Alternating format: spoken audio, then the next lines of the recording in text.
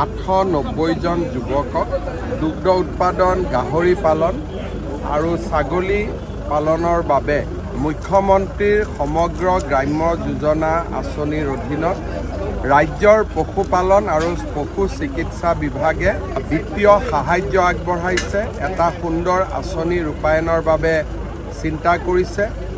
মন্ত্ৰী অতুল বৰা আৰু চন্দ্ৰমোহন পাটোৱাৰী ডাঙৰীয়াৰ সৈতে এই আঁচনিখনৰ হিতাধিকাৰীসকলৰ সৈতে কথা বতৰা পাতিলোঁ। তেওঁলোকক প্ৰথম কিস্তিৰ ধন আজি আমি প্ৰেৰণ কৰিলোঁ। আঁচনিখন যাতে সফল হয় তাৰ বাবে সকলোকে শুভকামনা জনালোঁ। আমাৰ অসমত গাহৰিৰ এখন বহুত ডাঙৰ বজাৰ আছে। এতিয়াও ৰাজস্থান, হাৰিয়ানাৰ পৰা বহুত গাহৰি অসমৰ বজাৰলৈ আহে।